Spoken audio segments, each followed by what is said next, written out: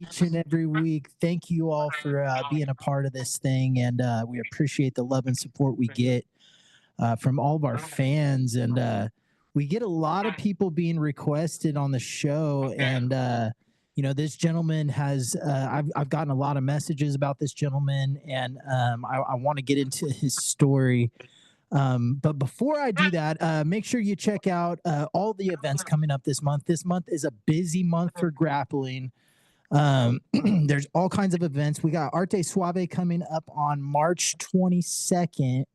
And yours truly, Dave here from Grapplers Talk, will be doing commentary. So I'm excited for that. And I'm excited to partner up with Arte Suave on that. So check out that event.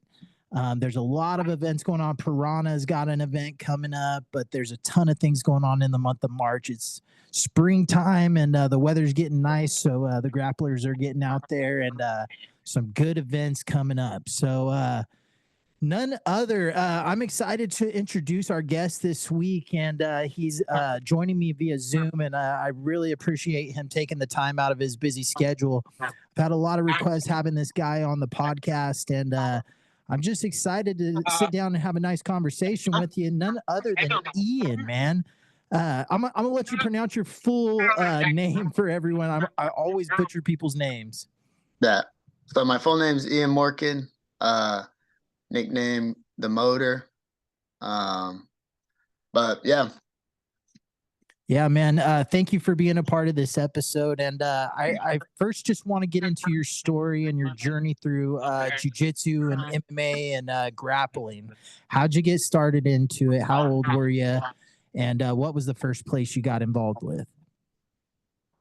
Yeah, so kind of goes way back. I mean, growing up, I got a handful of friends that they're actually, both of them are pro boxers now. I grew up with them, and then couple of my other friends, my friend Brandon and a few others, a normal thing for us to do would just hang out and fight each other. So it just kind of started like that. We were boxing, we'll have the gloves on, we'll try to wrestle each other.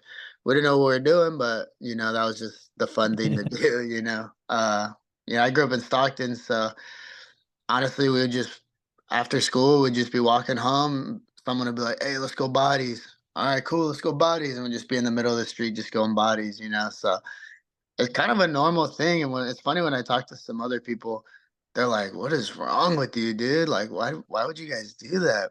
I'm like, "I don't know. That was just normal for us." So yeah, later on, me and my friend Brandon were finally like, "Hey, we should actually like learn how to fight," So we signed up at a gym. It's called Senkow in Stockton. You might have heard of it. And then that was just kind of how it started. And then I trained for a little bit. I stopped training for a while. And then I think it was like 2013, me and Brandon started getting after it again. And then I really haven't stopped since then. So yeah, you've been pretty consistent in the scene, and it's good having the roots, man. Like if you're from Stockton, like it's pretty common for guys to get together after school and get in the front yard, do some boxing, right? Do some wrestling around, just some fucking around. But yeah, it's a good way to get started, man. And you obviously got started with a good team. Was Senkow back on like Pacific Avenue and Porter at that time when you got started? Yeah, exactly. Okay, so yeah, I remember a lot of the guys like Dow and Rocky and a lot of those guys that were there at that time. Tim McKenzie was around on the scene. Tim was there. Moses was there. And then a bunch of my partners that still kind of train. I know my homie Johnny still trains at Strive. I know Dow's running a really good wrestling program, Red Star Wrestling Academy. Shout out to my boy. And so kind of going down the line, well, I was started with MMA, and I had an amateur fight, and I was like, talking to Dow, and he was one of my MMA coaches at the time. He's like, "Hey, you should do some wrestling just to kind of learn a little bit of wrestling. Like, you have a good feel for it." And I was like, "All right, cool." So I started showing up to Stag where he was coaching at the high school. and I really did not know what I was doing. I was trying to learn stuff, but I was just kind of like, whatever, Yeah. trying Humble this, yourself, right? trying that. Yeah, getting beat up by high schoolers and stuff. Mm-hmm. And then down the line, he's like, "Hey, you should, because I didn't wrestle in high school. I kind of just missed out on all that. I was just training MMA. So he was like, "Hey, you should do a season at Delta, and get a little, maybe get a season or two of junior college under your belt." And I was like, "Uh, all right, sure." Yeah. And I don't know what it is. I get obsessed with things, and I kind of get like one track minded on them. So I kind of just stopped. I told my coach at not Sencal, but it turned into a different gym. But I told him like, "Hey, dude, I think I'm gonna just focus on wrestling right now." Yeah. He's like, "All right, all right."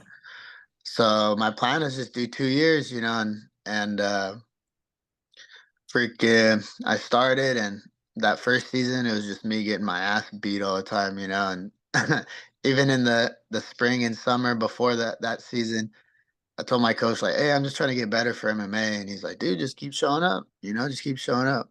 My coach Mike Sandler, and yeah, Sandler's a great coach, right? He's yeah, well yeah, known in the wrestling scene in yeah, this and area.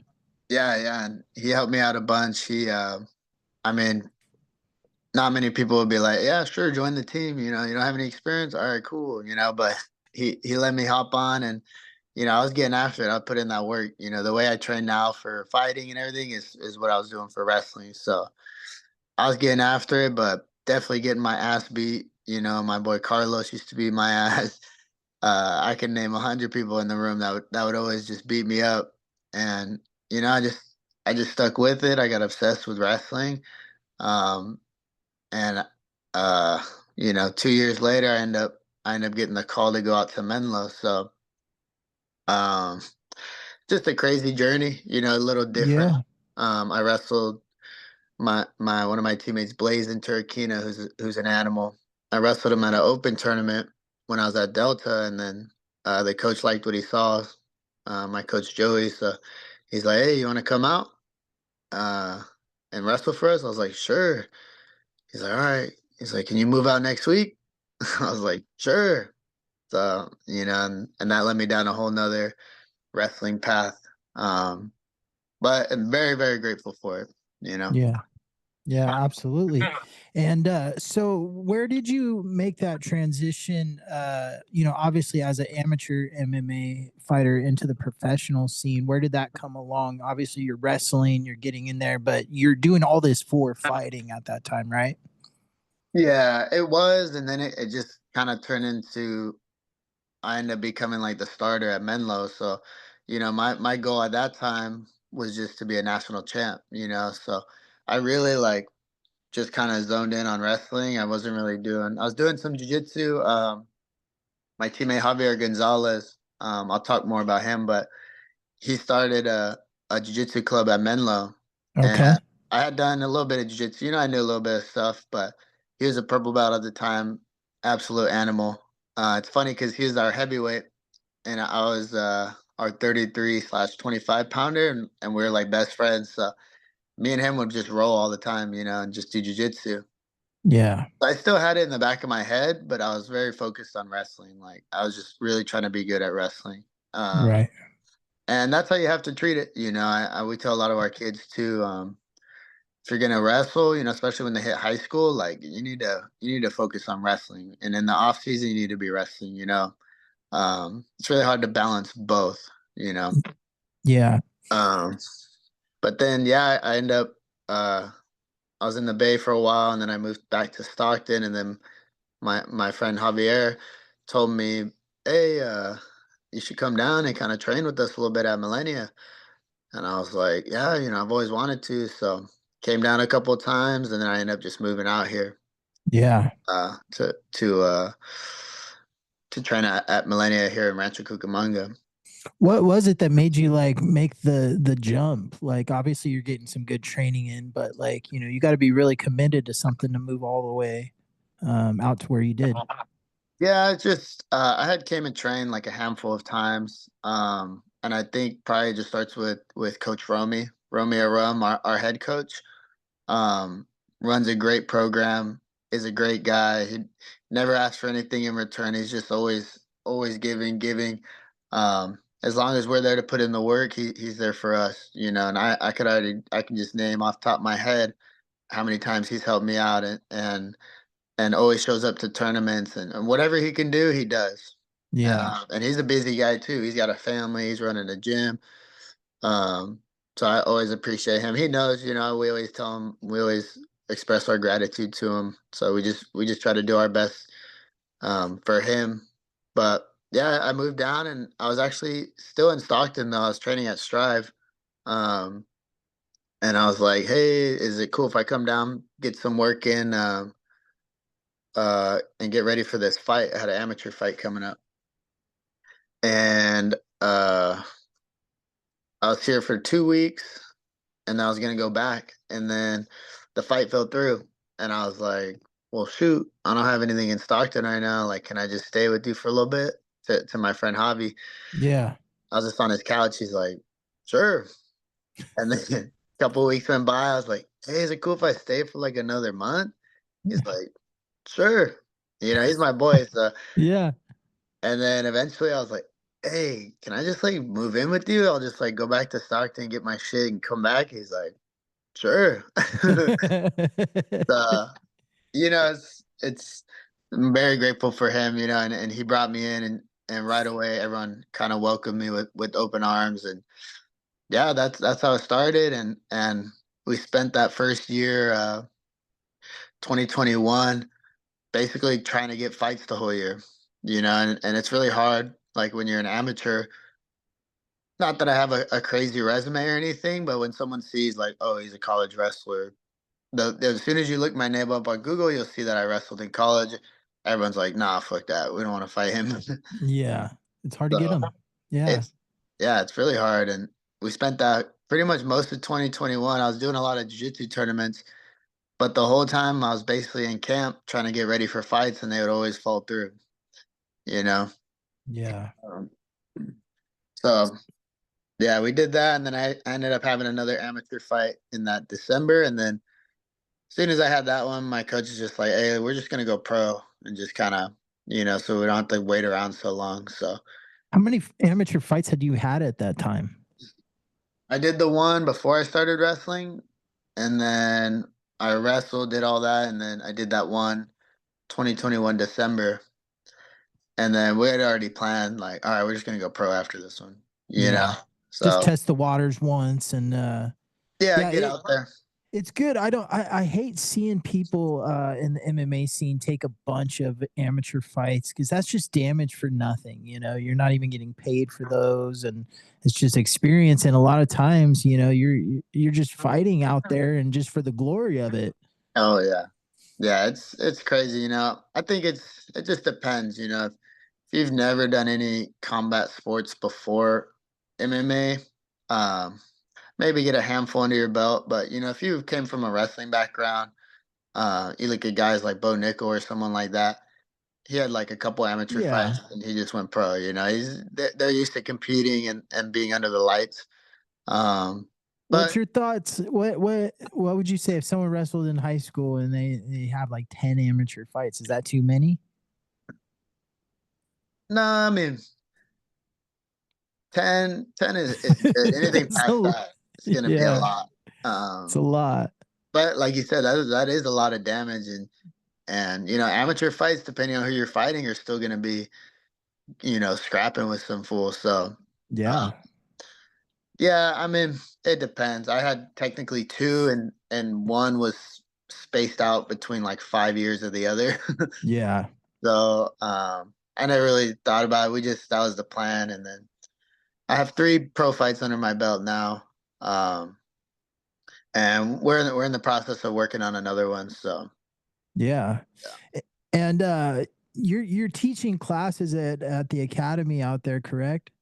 yeah, yeah. Yeah. What type of classes are you teaching? What times are you teaching? And where do you draw your inspiration from when you're teaching? Is it just like a lot of fundamentals from wrestling, or where are you drawing a lot of inspiration? Uh, you know, when I first came, this is like another reason too. When I had told Coach Romy that I was going to move down, I was just planning to train, you know, And then he was like, "Hey, well, you're gonna need to make some money, so why don't we get you on some classes, you know?" And right away I was just like, "All right, sure."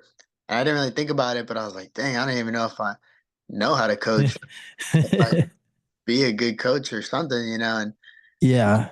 we kind of just jumped into it, and you start with just kind of helping out, and then you slowly start kind of running the class, and there's always a handful of us teaching, but yeah, it just kind of turned into to now I think I teach probably like 12 or 13 classes a week. Yeah. Whether it's me teaching or like I said, we have other coaches, Coach Raptor, Coach Kai, Coach Taylor, Coach Chris, like we got a whole bunch. So most classes have two or three coaches. Yeah. But yeah, last year it was mostly teaching kids classes, and then last year we started a adult wrestling class Monday, Wednesdays at 10:30. Um, and yeah, it's been a year, and that one's been really good. People really like that class. I don't make it too hard. Sometimes you make a class too hard, you'll get good attendance for like a week, and then all of a sudden no one will show Drop up. off. Yeah. And wrestling's hard enough, so Yeah.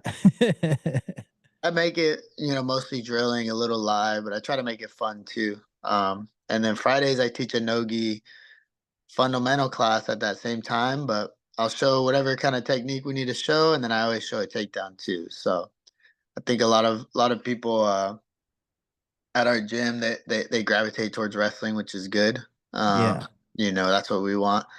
Most of our coaching staff, or at least a lot of them, wrestled at some point in their life.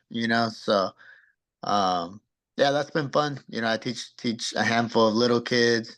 We got the 3 to 5 year olds, little samurais. We got the 4 o'clock, just kind of our like 6 to 16 age range. And then we have our wrestling classes, which is just kind of open to everyone. Yeah, that's pretty awesome, man. And you've stayed pretty active in at least the jujitsu scene too. You've done a lot of competitions, and what's your training regimen like when you do have a jujitsu competition as opposed to like an MMA fight? Is it different, or how do they differ from each other? Yeah, it just depends. I'd say when the jiu-jitsu match is coming around, I'll kind of ease off of sparring just a little bit. Um, Maybe not go as crazy in the sparring, but then when I do my jiu-jitsu training, that's when I'll pick it up, So I kind of save it for the jiu-jitsu training.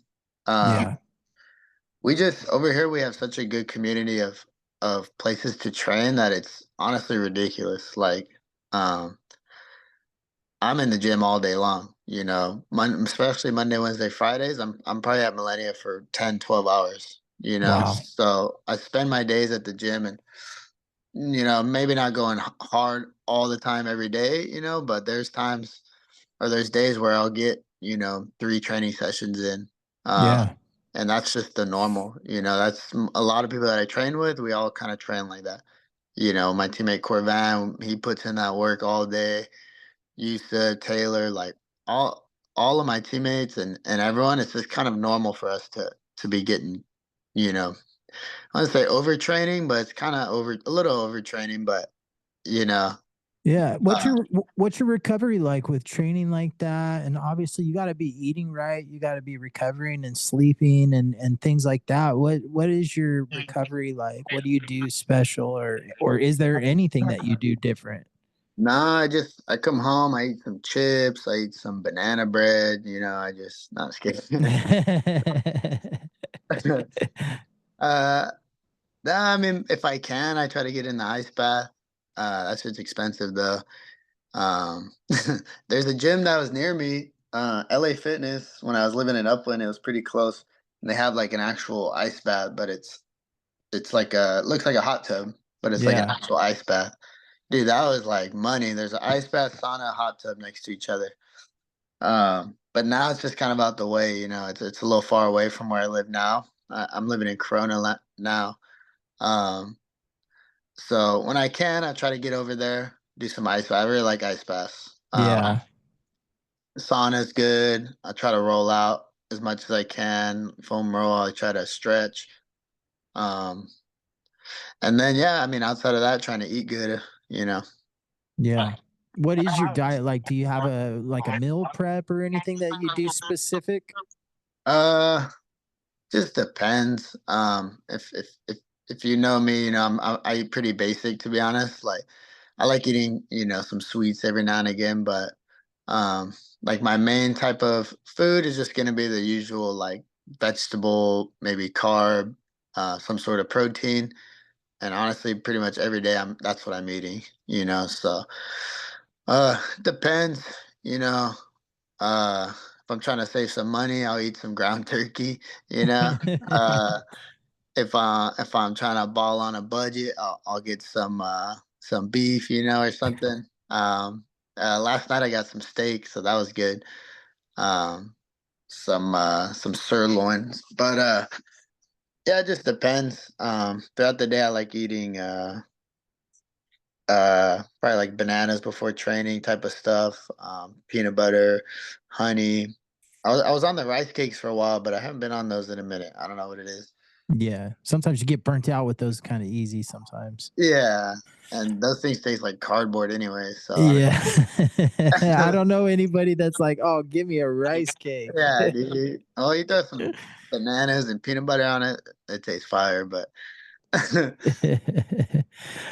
So tomorrow actually, right? You have a combat jiu-jitsu match coming up, and I'm excited to talk about this.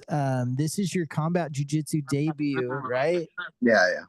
And I just want to talk about how the preparation is for a combat jiu-jitsu match. Are you in there and like are you going through situational drills where you're taking strikes, or how is it working, I'm training doing going into a doing like match like that? the power slap. So I go like this. Yeah, hell yeah. I was talking about this a couple weeks ago on the show. I said, hey, those power slap guys in a combat jiu-jitsu match, Yeah. that's fucking trouble. No, we have a teammate, Jackie. She's been doing some power slap stuff. So sometimes we'll joke around. I'll just be like, when I see her, I'll just, you know. Uh, but no, I mean, just my normal MMA training, honestly, is enough for me.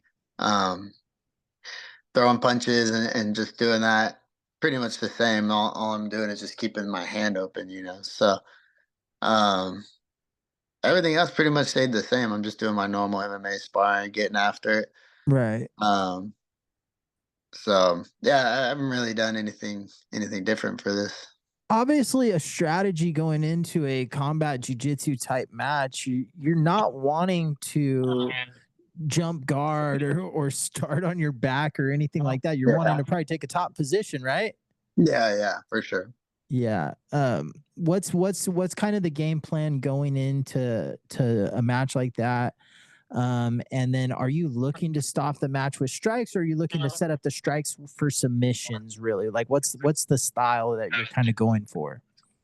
Uh, for tomorrow, I'm just gonna worry about getting position. Get position, and if I get a good position, then I'll throw some strikes. But I notice a lot of times, especially not so much with MMA guys, but with some jiu-jitsu guys that do combat, they get so like, oh my god, I'm throwing strikes, and like they'll start throwing crazy stuff, and then all of a sudden the guy will take their back and they put themselves in a bad position. So um, I'm big on position over strikes, especially for Yeah. something like this.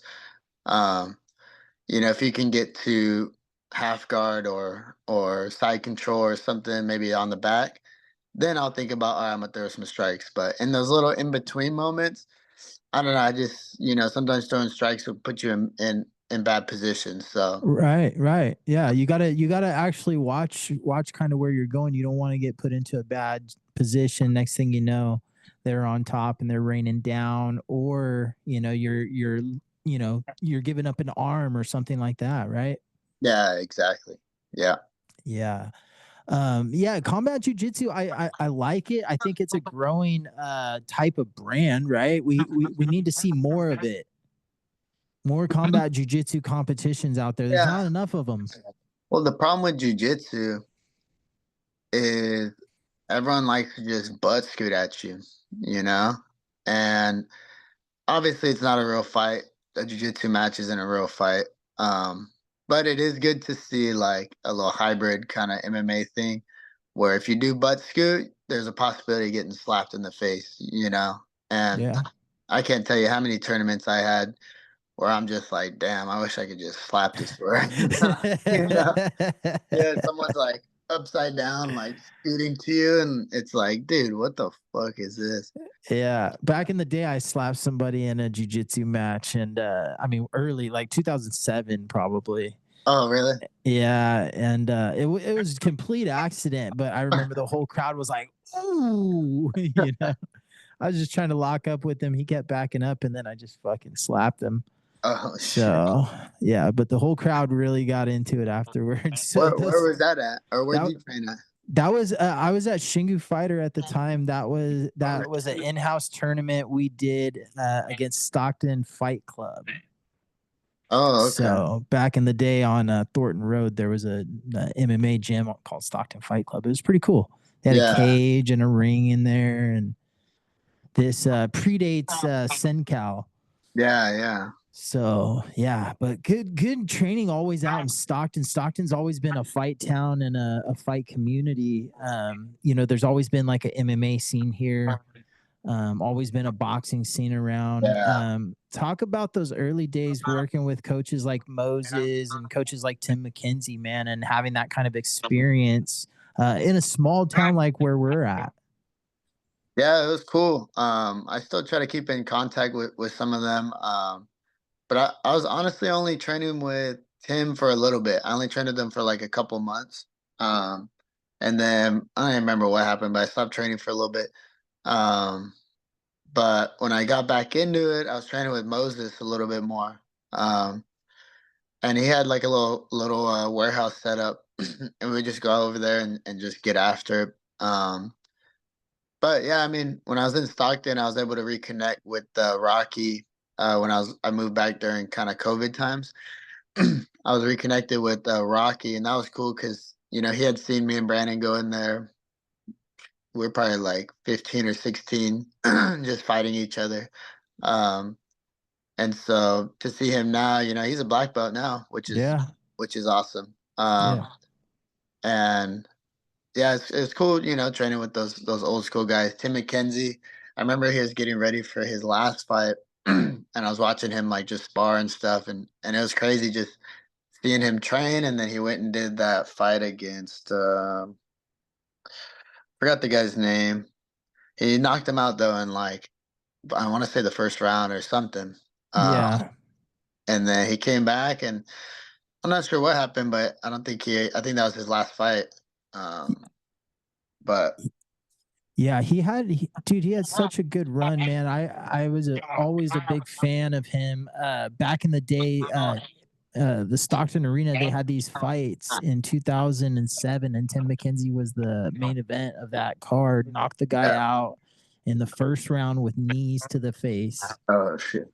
So yeah, I'll never forget that. It was a good card. But Ian, what's the plans for the future? What are some of your future goals with MMA, with the jiu-jitsu scene? Where are you trying to go with this? I just like getting after it, so I'm gonna just keep getting after it, keep finding good competition. The goals for MMA right now is to drop down to 125.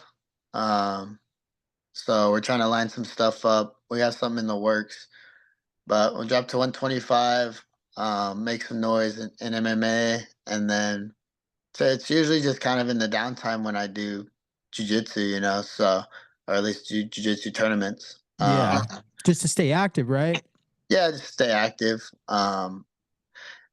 Yeah, it's funny. I mean, sometimes I think about it too. I'm like, I do jujitsu part time, or at least compete in jujitsu part time. Like, it's fun for me, Some of these guys get all like serious about it and stuff. I'm like, bro, I just got done spending a whole week of sparring my teammates and punching each other in the face, and now I'm just gonna go out here and roll around, So jiu-jitsu isn't that serious for me. Right. I have fun with it, and I've won some good tournaments, a couple of the ADCC opens, and no-gi world as a blue belt, but still in the back of my head, I'm like, dude, I'm doing this stuff like for fun, you know? So it's kind of funny, actually.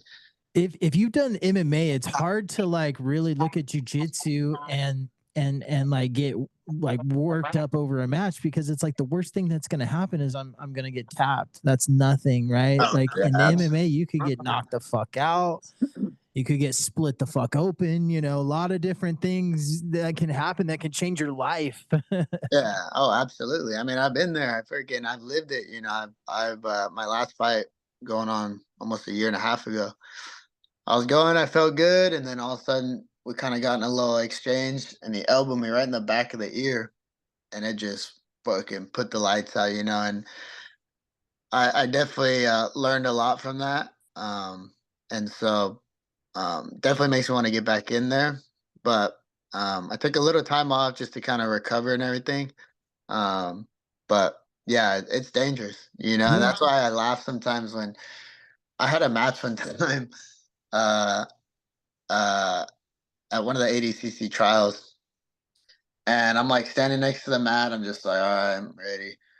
I look over and like this fool is like trying to like stare at me, like he's hulking up, huh? staring at me, like walking, pacing back and forth. I'm like, what the fuck? He's all going. I'm like, oh shit. You know, in my head too. I'm like, oh, this is about to be a scrap. Like we're about to get after it. Yeah. We shake hands, and then right away he like sits to his butt and like starts scooting to me, and I was like, what the That's not what I thought you were come gonna get on, into. bro. You're gonna stare me down like shit. Come on, at least fucking hand fight or something, you know? Yeah, give me something to work with, right? I was just like, all right, dude. Yeah. What is it about the butt scooters? Why do you think that so many people take that approach in a jiu-jitsu match? They're A lot scared of of people do it, man. yeah. So here's the thing. This is what they need to do with jiu-jitsu too. They need to have some sort of stalling calls on the bottom guy. Because strategically I butt scoot, right? But I know how to wrestle, so it's all right. You Yeah. know, It's acceptable. You're I doing it know, as a strategic yes, point. yes. Yes. I know how to wrestle. If I went in a wrestling match with any of these little butt scooting dorks, or most of them, I'm saucing them up. You know, I know that Yeah. for sure, right? But on the flip side, I could pull guard and I could stop from someone from passing my guard all day. You know, and Yeah. that's what I see a lot. You know, strategically, it just seems like they don't know how to wrestle, or they don't want to, or they're scared, or whatever. So they sit guard, but there's no like penalties for the bottom player. So I could sit on my butt and just defend you passing for however long I want, you know, and I never get called for stalling. Right. Whereas I've lost a match before, actually, because I was trying to pass some guy's guard, and he was literally just laying there, like pummeling his legs over. And then all of a sudden I was getting hit with stalling calls because they were saying I was backing out of the guard. Where I'm like, dude, I'm trying. You know, it's not like I'm not trying to pass his guard. You know, it's not like I'm circling around him and just, you know, I was literally like in there, like fucking leg drag, you know, doing whatever. And all of a sudden I Well, look, like, sorry to interrupt you, but like CJI, right? Like that's kind of what I'm thinking of. Like, you know, homie was laying on his back the whole time, you know, kind of playing a guard passing game. But I mean, he had a few different things he was doing, but the Rotolo brothers were more active trying to pass and trying to get past that guard the entire time. yeah. Yeah, it's I don't know. They would have to make some sort of like if you're not like sitting up and attempting something off of those like off of the kind of guard retention things, then maybe like get a warning, couple warnings, and then maybe like, hey, if you don't attempt anything on bottom, then either we're gonna stand you up, and if you pull again, you get a negative or something. You know, like I don't know what they would have to do, but there needs to be something for bottom players. You know, because top players to me, like passing is more tiring than retaining guard. You know, Right. like it just is. You know, and that's why if you watch my last handful of tournaments, especially the ADCCs, as soon as the match starts, I just sit to my butt. I'm like, fuck it, I'm gonna sit to my butt. I'm gonna see what they do, and everyone is always kind of like gives me a weird look, like, what the heck? I thought this guy was a wrestler. Uh, Throw them off a little bit, right? Yeah, I'll sit to my butt and I'll be like doing the whole thing. And with ADCC, we've made a little strategy where like maybe right before points, I'll decide, all right, do I want to wrestle up if I can't sweep them?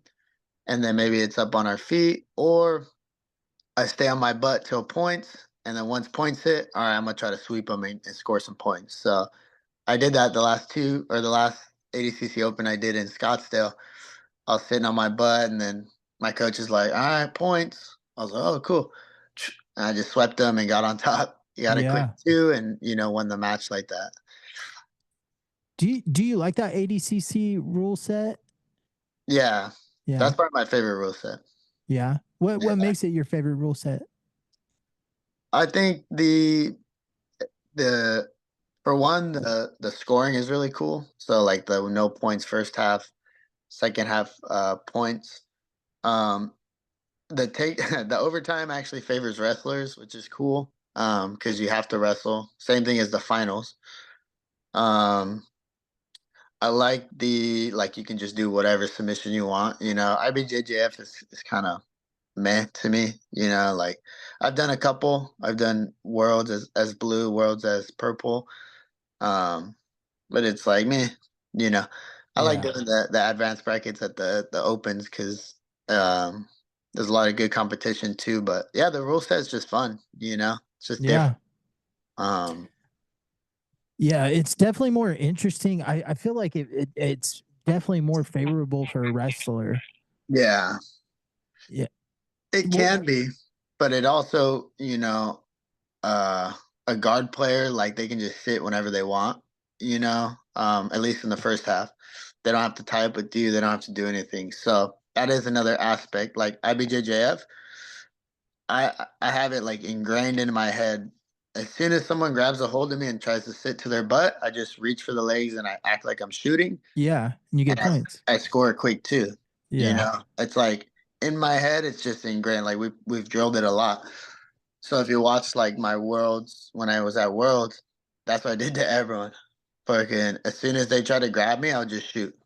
And you score that quick 2, and now it's on them to try to sweep or submit you. So yeah.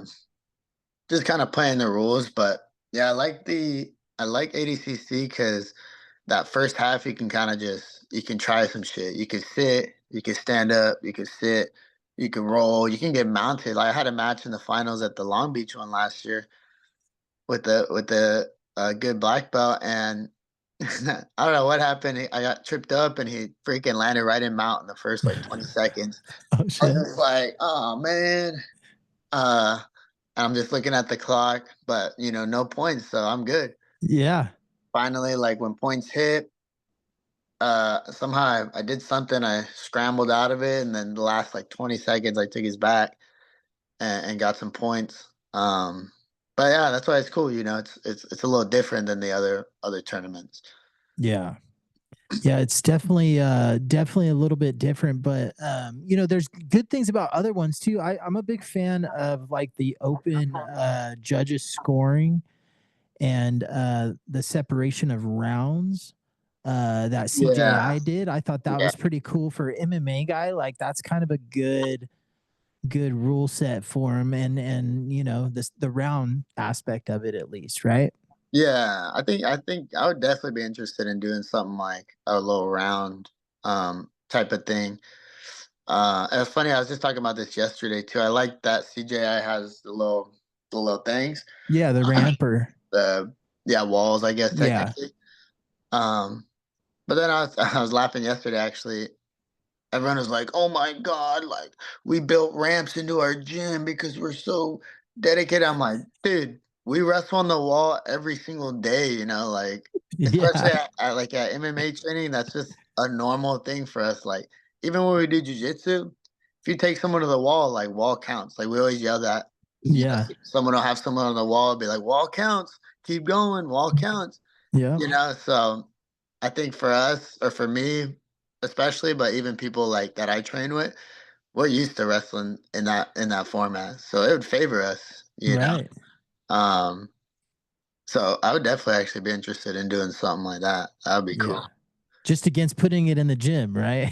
Yeah, I mean, come on, dude. Like these little jiu-jitsu gyms are building it on A lot of the them are wall. doing it, man. They're popping up everywhere. They're putting the walls in so they're ready for the next CJI. Yeah, yeah. You look up a picture of Mellennia, you'll see there's a cage, there's a wall, and we're on that thing every day. You know, we're wrestling on that thing every day. So, Yeah. uh, I just laughing. For us, it's so normal. Like some of these things are so normal for us, and then other people are like, "Oh my god! Like, how would you defend a takedown on the wall?" It's like, dude, that's normal. Yeah. You know? It's kind of weird because like in some aspects the wall can hold you up, and then some other aspects like, it could definitely be at a disadvantage too, right? Yeah, wall wrestling is its own kind of art form too. You know, you got to learn Right. how to use it, how to defend. You can get you can be a really good wrestler, but get put on the wall and not know what to do and get taken down. You know, um, Yeah. and on vice versa, you can be an average wrestler, but maybe you're really good at getting people to the wall, and you can take down, D1 national champ. You know, you push them to the wall, they don't know what to do. Right. You could get them down. This reminds me before I forget the the ramp is good too because of like stalling too, because I see so many tournaments. This is another thing they need to add to stalling calls for like getting pushed out of bounds, because I swear every single tournament I go to, especially like when it gets into the later rounds, like the fine semis and finals, there's always one person that's just pushing someone off the mat, and whether they're shooting them off the mat or pushing them and just shoving them out of bounds. Then they stop the clock, they reset, they go Right. back in the middle. All right, go. They do it again, and all of a sudden the match is like 20 minutes long, and there's no repercussions for the guy getting pushed out, you know. So I think they need to make it more like in college wrestling, um, especially now that they're very strict on it. Like if I push someone out of bounds, especially not necessarily if I push him out of bounds, but if I shoot him out of bounds, like if I attempt to take down, maybe I don't get it, but he goes out, Right. they get on the guy. We come back to the center, I do that again, that's a warning, you know. Come back to the center, do it one more time, that's a point for me, Yeah. because I'm dictating the action, I'm pushing him out of bounds. So I notice right now, like no one cares if they get pushed out of bounds because it doesn't matter. Yeah. And you'll see a match go on forever where like the guys just getting pushed out of bounds, getting pushed out of bounds, and nothing ever happens. I think they need to add the wall would fix it, because you can just wrestle on the wall. Um, or they need to add like where you have to circle in or something. Yeah, there definitely can be something changed about that. I think that jujitsu is still in its infantry. Like we're still in the early stages of it, and like there's so many different tweaks we could take from wrestling and different sports and different aspects, and apply that to the jujitsu scene to really improve it over the next few years, and really make it a lot better, right? Yeah, yeah. So and there's a lot of new organizations coming around too that are making changes in the scene. Like CJI was the first one to do the wall. Yeah, yeah. So there are a lot of different things coming around, and a lot of different changes. Do you follow the active like UFC roster and the UFC scene? A little bit. Honestly, not as much as people think. Some people come up to me and be like, "Hey, did you hear about the so and so at 135? Like, dude, he had that crazy fight last week." I'm like, "Nah, I don't know who you're talking about." Uh, so I can't say I keep up too much. I watch the big fights, but I'm not super like in depth on some of the fighters right now. Yeah. What about the old school stuff? Did you keep up with the old school fighters, the Chuck Liddells, the Randy Couture's? I was more like Jose Aldo, Anderson Silva, um, that era, Okay. GSP and who else was around? I mean, there's a lot of guys. Uh, Henan Barrow. Yeah. He was dope for a while. Michael McDonald was dope. He's from the 209. Yeah. There's a bunch of Yeah. guys, but there's so many now. There's so many people now. I'm like, what? Right. Let's if you don't mind, we haven't played this game in a while. Normally we play this and it's a pretty fun game. It's called Overrated or Underappreciated. Where we throw out some names of either grapplers or MMA guys, and you tell us if you think they're overrated or underappreciated as an athlete. You want to Okay. play? Yeah, let's try it. Let's try it. All right, I'm gonna throw out some UFC guys. I'm a fan of the old school eras of the UFC. I've been a fan for a long time. But we're gonna throw out somebody that's also local, a big time wrestler. Some people love him, some people hate him. TJ Dillashaw. Well, I only have those two options. Just depend. I'll just go underappreciated on that one. I think I Underappreciated. think he was cool for during his little stint. Yeah, a lot of people hated on him for the EPO thing, getting down and Yeah, I mean, shoot, all these fools are probably on something, so I don't know. right. The old Nick Diaz line, right? Everyone's on steroids. Yeah, Another one from the old school days. Still, maybe I think he just now got into the Hall of Fame. Robbie Lawler, overrated, underappreciated. Underappreciated. I like Robbie too. He was dope. One of those guys that is just was around forever. I feel like, Yeah, and having wars forever. So incredible, right? How he could yeah, survive that many wars and like through different generations of fighters, man. He was a champion in Strike Force and he was a champion in what, Elite XC, right? yeah, I think so. Yeah. Let me add someone underappreciated. My teammate Lorenz Larkin. Yeah. He fought Robbie Lawler back in the day. Wow. But I'll add him in as a underappreciated. He's the man. I mean, luckily I get to train with him every day, and learn from him. But he's one of those guys right now. He's on the up right now. He's last. I don't even know what his record. Like I know his last like 7 fights. I think he's probably 6-1 right now. Wow. But he was in the UFC, had that fight with Magny, and then went over to Bellator. But he's still getting after it, and he's still, in my opinion, one of the highest level fighters out there right now. Yeah. Yeah. He's, I mean, legend in the game. Like he's been in it for a minute, dude. Yeah. And good fights, good performances. Overrated or underappreciated, Brock Lesnar as an MMA fighter. I just go overrated on that one. I mean, he's good, he's definitely impressive for what he did, but I wouldn't say that he's like underappreciated. Yeah. I mean, he got what, a title shot, four fights in, 3 fights in. Yeah, and I mean he did good, obviously, but definitely a legit wrestler though, which is just funny. A lot of people think he's just a WWE guy, but nah, he was like a national champ. Oh yeah, actual real wrestler, so he's good. Yeah, no, his wrestling speaks for itself, man. He was an incredible athlete, and like, I mean, no one like his incredible size, and no one could compare to Brock Lesnar back then, dude. Yeah, Yeah, that's for the freaking nature. Yeah. Overrated, underappreciated. Somebody that's been doing a lot of jiu-jitsu scene. He's all over the place. Luke Rockhold. I mean, I'd say overrated a little bit. Yeah. But he's good. I think maybe now he's just getting a little older, He had that match at CJI where he did good. I don't remember who he went against, Pat Downey, I think. Yeah. And I thought he was gonna take that one, he's legit, but I don't know. I'm not sure what's going on with him right now.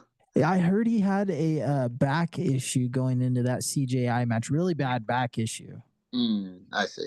So probably shouldn't have been competing in it, but he didn't want to back out last minute from my understandings and continued to do the match. So yeah, it's kind of sucks, but you know, he did have a good last fight in the UFC though, right?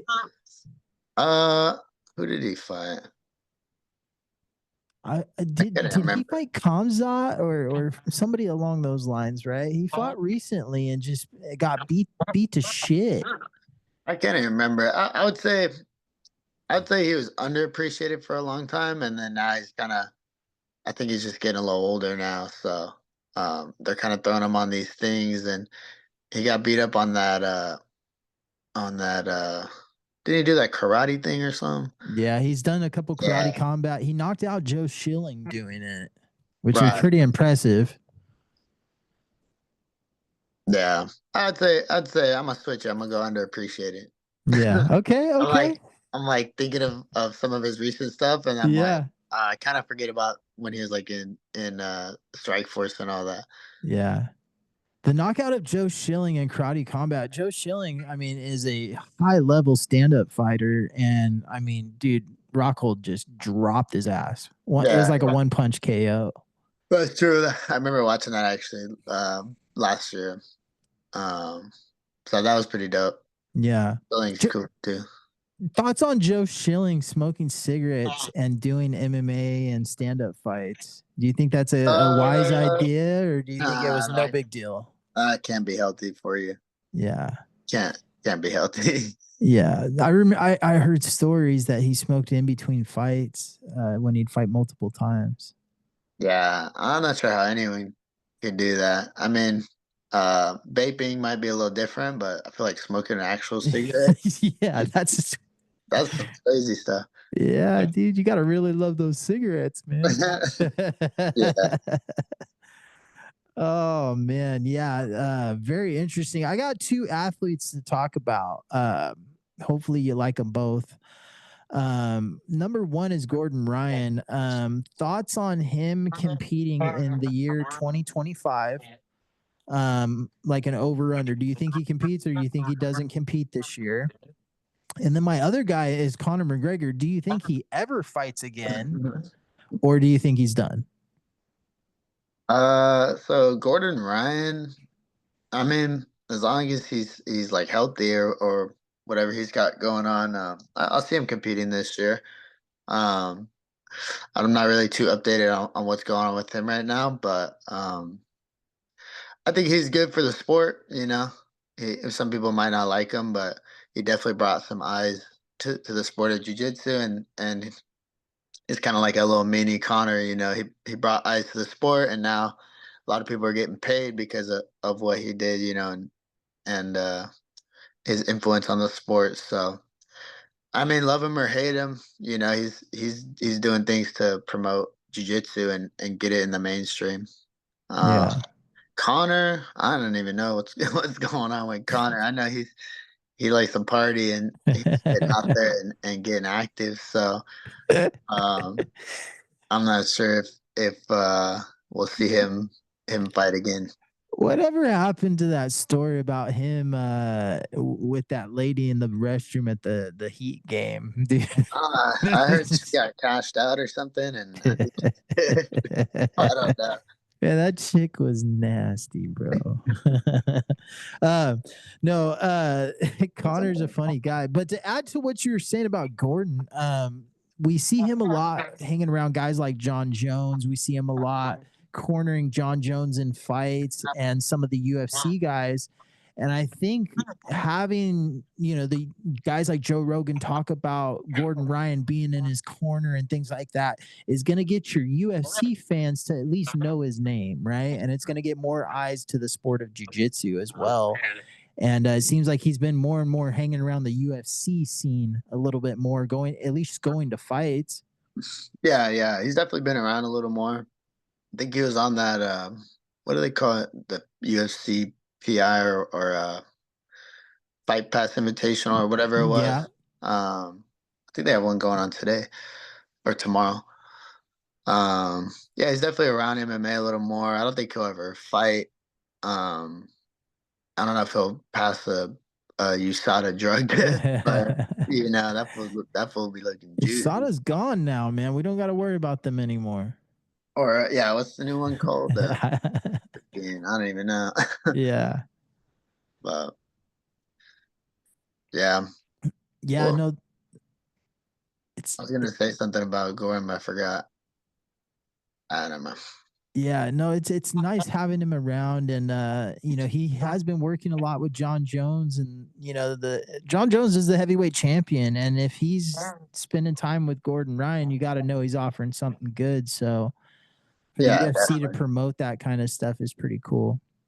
Yeah. Yeah. So in wrapping this thing up, man, I just want to say, first of all, thank you for being a part of this. And, you know, we're wishing you luck.